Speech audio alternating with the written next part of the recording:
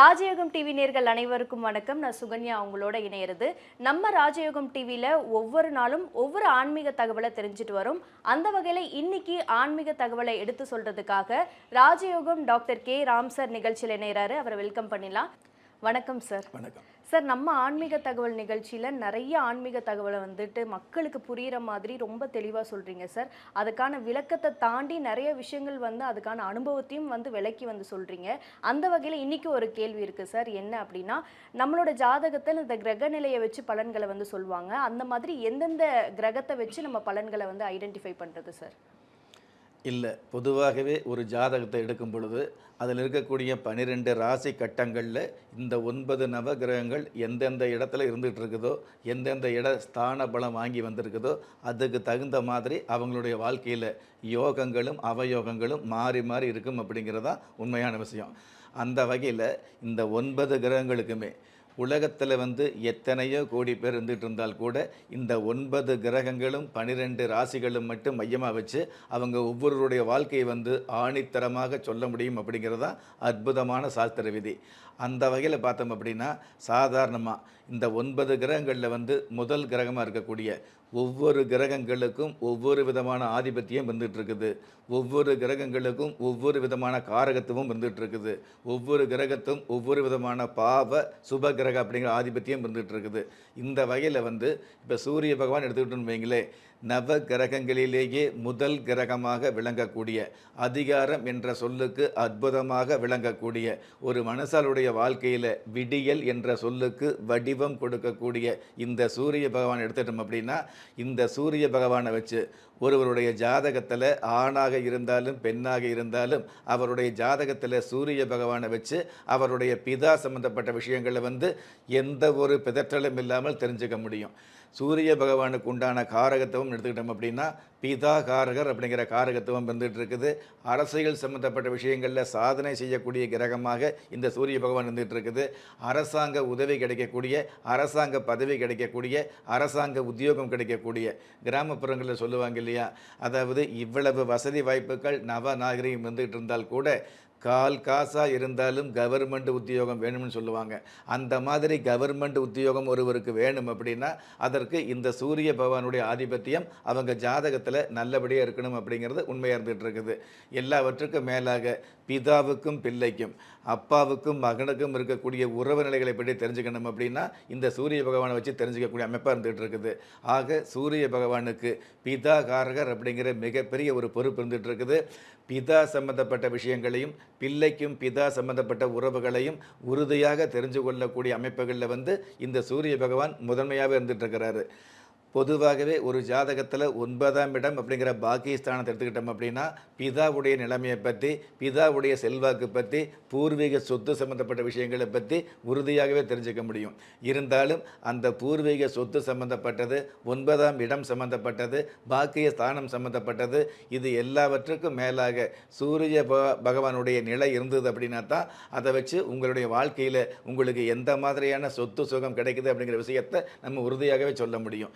ஆக ஒரு மனுஷால் இந்த உலகத்தில் பிறக்கும் பொழுது இன்னாருடைய பையன் அப்படின்னு சொல்லிக்கிட்டு இருந்தால் கூட அந்த பையன் வளர்ந்து வரும் பொழுது ஒரு சில குடும்பங்களில் இன்னாருடைய அப்பான்னு சொல்லக்கூடிய அளவுக்கு பையனுக்கு அந்த பிள்ளைக்கு மிகப்பெரிய பிரபல்யம் கிடைச்சிருது இல்லையா. அந்த மாதிரியான பிரபல்யம் கிடைக்கக்குண்டான காரகத்துவம் கூட இந்த பிதாகாரகன் சூரிய பகவானுக்கு இருக்குது அப்படிங்கிறது உண்மையாக இருந்துகிட்டு இருக்குது. பிறந்த 6 மாதத்திலேயே பெற்றவங்களை விட்டு பிரிய வேண்டிய ஒரு சூழலும் ஒரு சில பிள்ளைகளுக்கு இருந்துகிட்டு இருக்குது. அதே மாதிரி உத்தியோக ரீதியாக வெளிநாடு செல்லக்கூடிய பாக்கியமும் ஒரு சில பேருக்கு இருந்துகிட்டு இருக்குது. எது எப்படி பார்த்தாலும் இந்த பிள்ளை பிறந்தது நல்லது அப்படின்னு குடும்பத்தில் சந்தோஷப்படக்கூடிய அளவுக்கு ஒரு விஷயம் நடக்கணும் அப்படின்னா, அல்லது நல்லது அப்படிங்கிறது தொடர்ந்து நடக்கணும் அப்படின்னா அதற்கு சூரிய பகவானுடைய பிதா காரகன் அப்படிங்கிற காரகத்துவம் பெற்ற இந்த சூரிய பகவான் உங்களுடைய வாழ்க்கையில் அல்லல் படுகிற மனித வாழ்க்கையில் அதிகாரத்தோடு வளம் வரணும் அப்படின்னா அதற்கு சூரிய பகவானுடைய ஒரு பங்கு எல்லோருடைய ஜாதகத்திலும் மிக மிக யதார்த்தமாக அமையுது அப்படிங்கிறது உண்மை. சார், சூரிய பகவானோட பிரதாபலன்களை ரொம்ப அருமையாக சொன்னீங்க சார். கவர்மெண்ட் ஜாப் கிடைக்கும், நிறைய செல்வம் பெருகும் அப்படின்னு சொல்லியிருந்தீங்க. இந்த சூரிய பகவானோட பிரதாபலன்கள் இன்னும் மேன்மை அடையிறதுக்கு குலதெய்வ விருட்சம் ஏதாவது உபயோகப்படுமா சார்?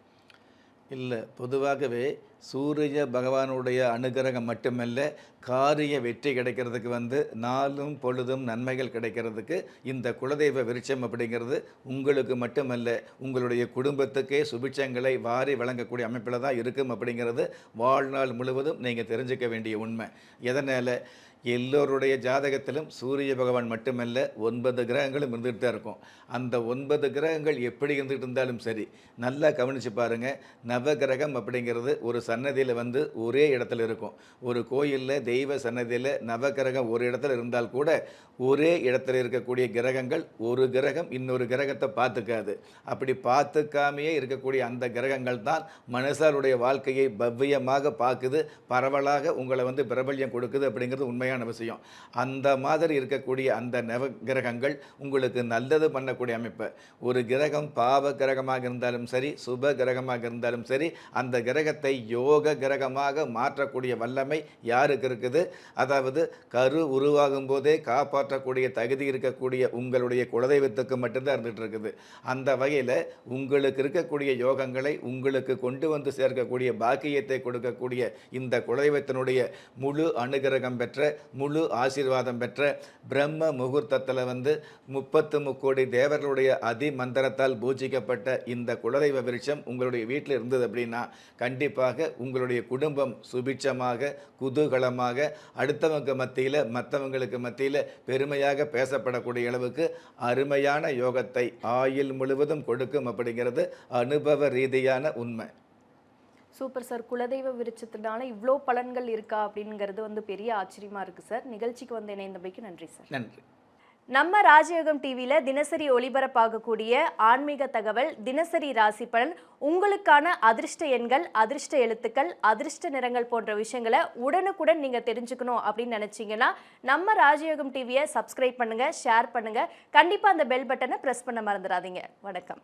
திறமை இருந்தும் வறுமையில் வாடுகிறீர்களா? விதியை நொந்து விரக்தியில் இருக்கிறீர்களா? முயற்சிகள் செய்தும் முன்னேற்றம் கிடைக்கவில்லையா? களஸ்திரம் அமையாமல் கவலைப்படுகிறீர்களா? தாய்மையடையாமல் தவித்து நிற்கிறீர்களா? நவரத்தினம் போட்டும் நன்மைகள் கிடைக்கவில்லையா? பெயர் மாற்றம் செய்தும் பிரயோஜனம் இல்லையா? எந்திரத்தை நம்பி மந்திரத்தை சொல்லியும் மாற்றம் கிடைக்கவில்லையா?